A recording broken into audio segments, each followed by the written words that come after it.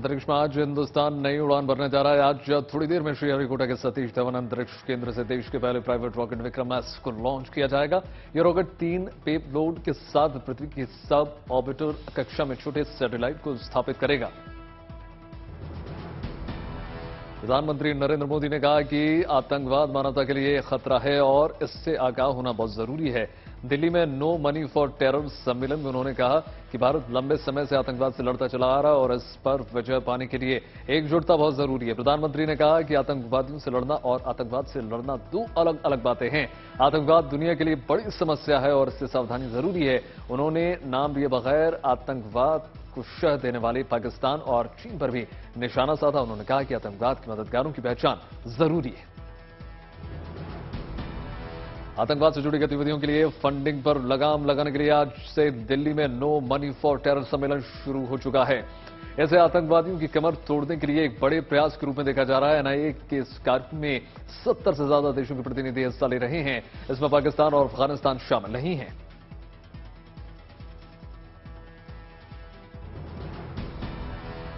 दिल्ली के उपराज्यपाल ने दिल्ली डायलॉग कमीशन के उपाध्यक्ष पद से जास्मीन शाह को हटाने का आदेश जारी कर दिया। जास्मीन शाह को मिली गाड़ियां और स्टाफ भी वापस ले लिए गए हैं। यही नहीं, दिल्ली के शामनाथ मार्ग स्थित डीडीसीडी ऑफिस को सील करने का आदेश भी जारी कर दिया गया है। अरविंद केजरीवाल ने 2015 में dialogue and development commission of Delhi का गठन किया था। आयोग को चुनावी वादे को लागू करने के लिए सरकार को सुझाव देने का काम सौंपा गया था। गुजरात विधानसभा चुनाव के दूसरे चरण के 14 जिलों की 93 सीटों के लिए नामांकन पत्रों की आज जांच की जाएगी। दूसरे चरण के लिए पर्चे भरने का कल अंतिम दिन था। वहीं 21 नवंबर फॉर्म वापस लेने का अंतिम दिन। आज से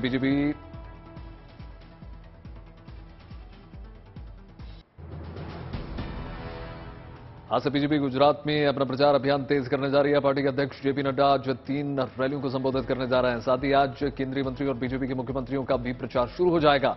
प्रधानमंत्री मोदी कल से गुजरात में चुनाव प्रचार में उतरेंगे।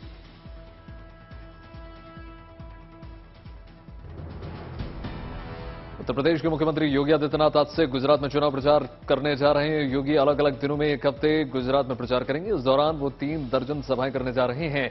योगी की सभाएं आज मोरबी से शुरू होंगी। भरूच और सूरत में भी उनकी जनसभाएं होंगी। गुजरात में योगी के फोकस में विधानसभा क्षेत्र होंगे जहां पर उत्तर भारतीयों की संख्या ज्यादा है। गुजरात बीजेपी के मुताबिक आज 15 केंद्रीय व राज्य की 46 सीटों पर प्रचार करेंगे। मध्य प्रदेश के सीएम शिवराज सिंह चौहान भी आज गुजरात में 4 चुनावी जनसभाओं को संबोधित करने जा रहे हैं। जनसभाएं गुजरात के मांडवी, अबडासा, मोरबी और भावनगर विधानसभा क्षेत्रों में होंगी। गुजरात बीजेपी के अध्यक्ष सीआर पाटिल ने पार्टी के बागी नेताओं से नामांकन वापस लेने को कह दिया है। पाटिल ने कह दिया है कि अंतिम तारीख तक जो लोग पर्चे वापस नहीं लेंगे उन्हें सस्पेंड कर दिया जाएगा। उधर कांग्रेस ने गुजरात को लेकर बीजेपी पर अपने हमले तेज कर दिए हैं। दिग्विजय सिंह ने मोरबी हादसे को लेकर प्रधानमंत्री नरेंद्र मोदी पर जमकर निशाना साधा।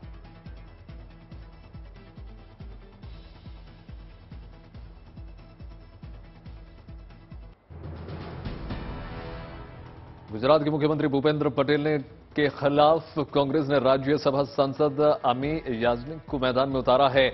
अमी ने कल बतौर कांग्रेस के उम्मीदवार काटलोडिया सीट से अपना नॉमिनेशन भर दिया। अमी पेशे से वकील हैं। उत्तर प्रदेश विधानसभा चुनाव तो आपने बुलडोजर का इस्तेमाल होते देखा ही होगा, लेकिन अब गुजरात के विधानसभा चुनाव में भी बुलडोजर की एंट्री हो चुकी है।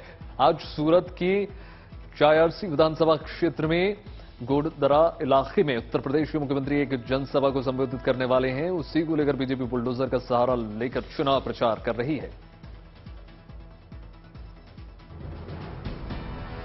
गुजरात चुनाव के दौरान अवैध शराब और पैसे लाने के जाने से रोकने के लिए पुलिस बॉडी वॉर्न कैमरा का उपयोग करके चेकिंग कर रही है, जो बॉर्डर के इलाके में है, जहां पर पुलिस ने चाक चौबंद सुरक्षा बंदोबस्त कर दी है। पुलिस हाईटेक तरीके से सुरक्षा में लगी हुई है। गुजरात में गांधीनगर उत्तर से निर्दलीय प्रत्याशी महेंद्रभाई सोमाभाई पाटनी एक एक रुपए का सिक्का लेकर अपना पर्चा भरने के लिए पहुंचे। 10,000 के सिक्के लेकर प्रत्याशी मैदान में उतरे। महेंद्र भाई पटानी ने कहा कि मतदाताओं ने 1 रुपए में 1 वोट देने का वादा किया है। उधर उत्तर प्रदेश में गातौली विधानसभा सीट पर होने वाले उपचुनाव के लिए एक निर्दलीय प्रत्याशी 10,000 रुपए की जमानत राशि चिल्लर के रूप में लेकर नामांकन करने पहुंचा, लेकिन ये चिल्लर ना ही तो ट्रेजरी में जमा हो सका और ना ही बैंक में, जिसके चलते इसका नामांकन दाखिल नहीं हो पाया। मायूस होकर ये प्रत्याशी अपने साथियों के साथ इस चिल्लर को लेकर धरने पर बैठ गया। उत्तर प्रदेश में मैनपुरी सीट पर उपचुनाव से पहले अखिलेश यादव अपने चाचा शिवपाल को मनाने की कवायद में जुटे हुए हैं। इसी क्रम में उन्होंने सफाई में शिवपाल यादव से मुलाकात की। इस दौरान डिंपल यादव भी उनके साथ रहीं।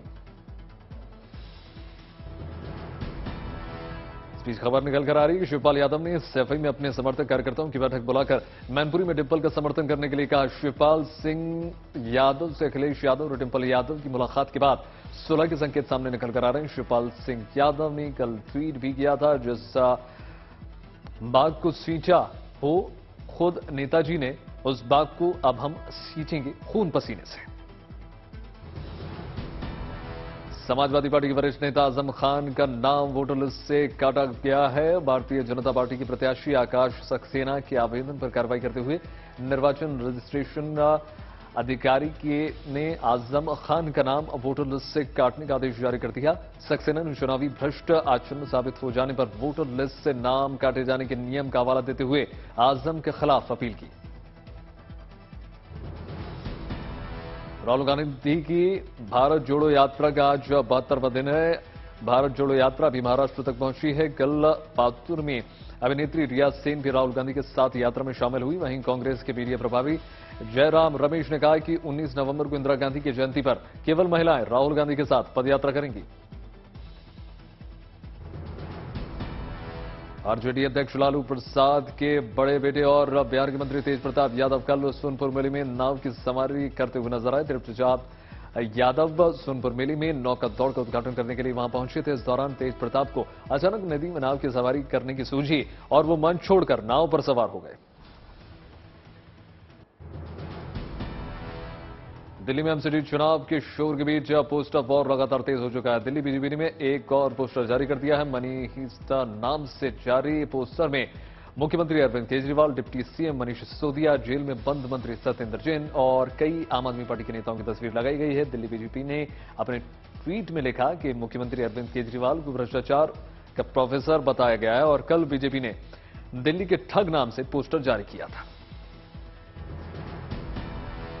एमसीडी चुनाव में आम आदमी पार्टी और बीजेपी की जोर आजमाइश शुरू हो चुकी है। दिल्ली बीजेपी के प्रदेश अध्यक्ष आदेश गुप्ता ने केशवपुर इलाके में एसटीपी प्लांट का दौरा किया और बंद मशीनों को दिखाया। यमुना की सफाई के मामले में अब बीजेपी एमसीडी चुनाव में बड़े मुद्दे के तौर पर भुनाना चाह रही है। दिल्ली में एमसीडी के चुनाव के लिए 250 सीटों पर 1416 उम्मीदवार मैदान में हैं। बीजेपी और आम आदमी पार्टी के 250 प्रत्याशी हैं, जबकि कांग्रेस के 237 प्रत्याशी मैदान में हैं। बापरोला वार्ड में सबसे ज्यादा 13 उम्मीदवार हैं। एमसीडी चुनाव के लिए कल तक नाम वापस लिए जा सकते हैं। आम आदमी पार्टी ने ऐलान कर दिया है कि अगर एमसीडी में आम आदमी पार्टी की जीत होगी तो पार्टी देसी कुत्तों को अडॉप्ट करने का अभियान चलाने जा रही है। प्रवक्ता सौरभ भारद्वाज ने कह दिया कि पार्टी दिल्ली में आवारा कुत्तों की समस्या का समाधान करने का वायदा भी करेगी। एमसीडी चुनाव में पैसे लेकर टिकट दिलवाने के मामले में एसीबी आज वजीरपुर के विधायक राजेश गुप्ता से पूछताछ कर सकती है। एसीबी ने इस मामले में कल आम आदमी पार्टी के विधायक अखिलेश पति त्रिपाठी से करीब 10 घंटे पूछताछ की। मनी लॉन्ड्रिंग मामले में जेल में बंद आम आदमी पार्टी के नेता और दिल्ली सरकार के मंत्री सत्येंद्र जैन को अभी जेल में ही रहना होगा। दिल्ली की राउस एवेन्यू ने कल जैन की जमानत याचिका खारिज कर दी है। सत्येंद्र जैन के वकील ने कह दिया है कि वो दिल्ली हाई कोर्ट में इस आदेश को चुनौती देंगे। अवैध खनन घोटाले में ईडी ने झारखंड के मुख्यमंत्री हेमंत सोरेन से कल रांची में 8 घंटे से ज्यादा की पूछताछ की। मुख्यमंत्री सोरेन को फिलहाल आगे किसी तरह की पूछताछ के लिए नहीं बुलाया गया। पूछताछ के बाद सोरेन ने गठबंधन दल के विधायकों से कहा कि घबराने की जरूरत नहीं है, सब ठीक है।